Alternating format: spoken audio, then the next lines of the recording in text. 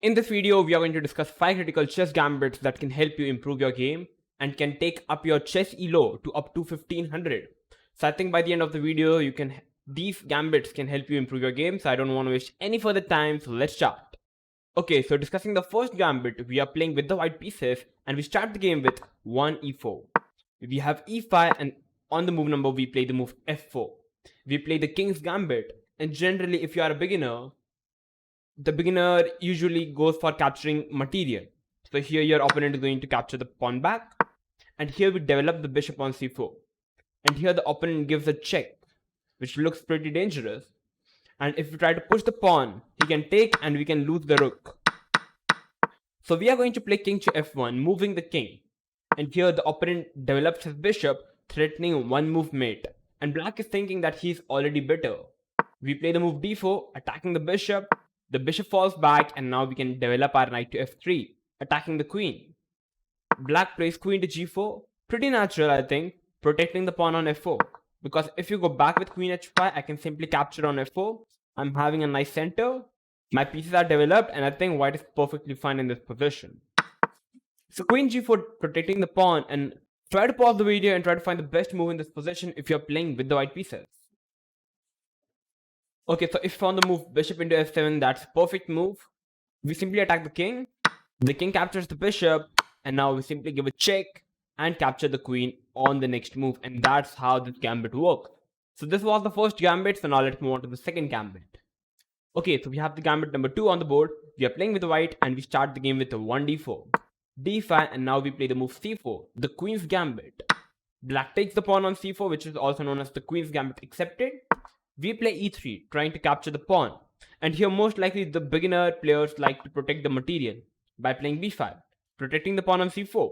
And now we play the move a4, attacking the pawn on b5. So here black is having two options to play c6 or a6. If black plays a6, we can take the pawn. Black cannot take back because he's losing the rook.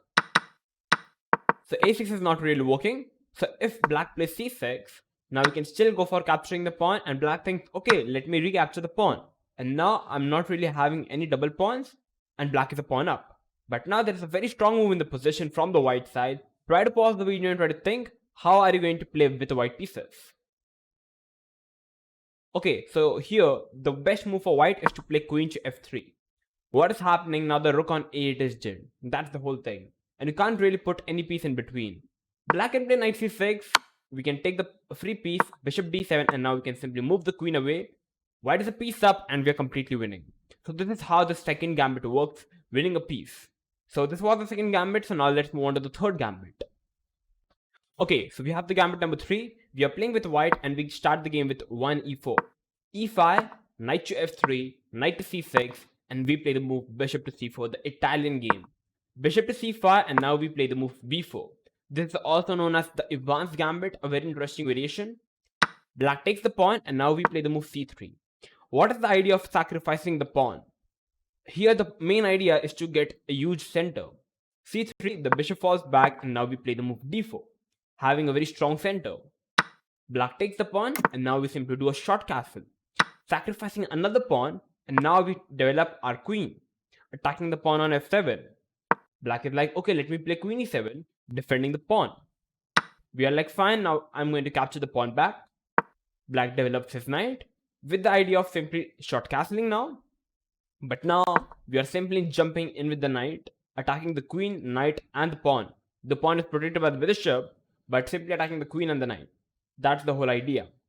And the whole point here is, if the queen falls back in this position, bishop g5 is coming up, pinning up the knight, and the game is completely winning. Like after short castling, for example, e5 coming up, you can't move the knight because the queen is hanging, the game is over. So that's why black will most likely capture the knight, and now we simply capture the knight back with the pawn, attacking the knight.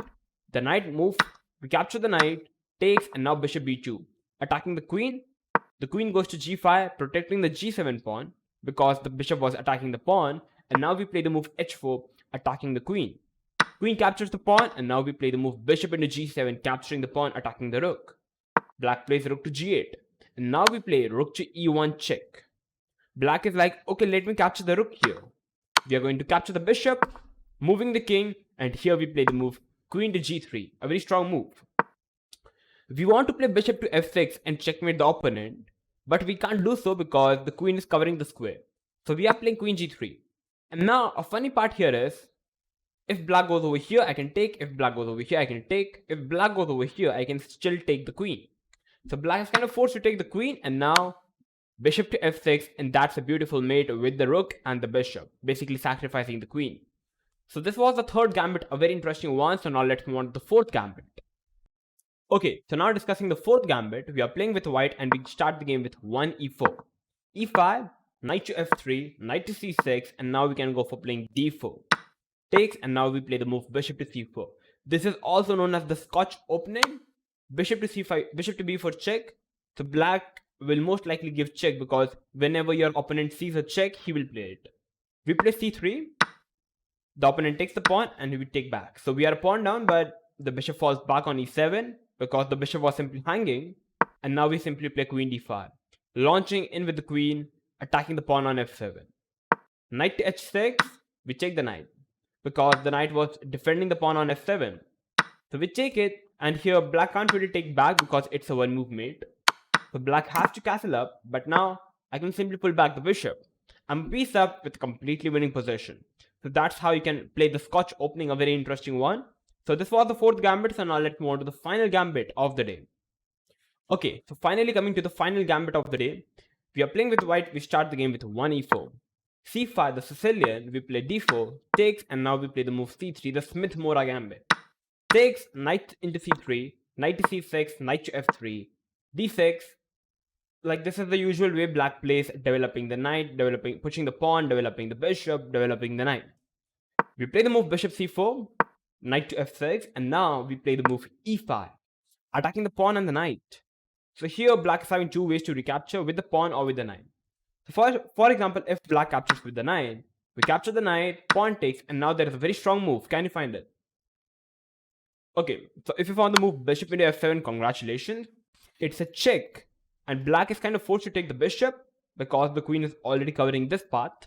So black is forced to take, and now he can simply grab the queen with a completely winning position because white is the queen up. So this is how you play with the white pieces. And if black captures the pawn with the pawn, we trade the queen. And here black is having two ways to capture with the king or to capture with the knight. So if black captures with the king, we play knight to g5, threatening to capture the pawn over here, giving a check and capturing the rook. So king goes back to e8, protecting the pawn, but now bishop into f7 check is coming. The king move, and I can play the move short castle. And it's completely winning for white because the king is already busted. Rook is coming into the game. I can develop my bishop, getting the rook. The king is already at the verge of getting mated. So it's already winning. So going back a bit, what happens if black simply captures back with the knight? Now we are going to play the move knight to b5, threatening knight to c7, check, and capturing the rook. So black jumps in with the king, trying to stop this idea. But now we have the move knight into e5 check. And surprisingly, black is not really having any square but to go back. That's the only move. And black goes back, and now we can play knight to c7, and that's a mate.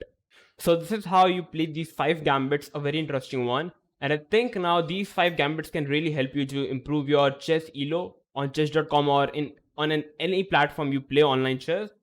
So yeah, must try these gambits in your online games. So yeah, that's it for today. I'm going to come up with these more interesting gambits like this. If you guys want any topic video, make sure to tell me in the comment box below, and I'm going to come up with that particular video on. So thank you for watching, and I'm going to see you soon. So bye bye.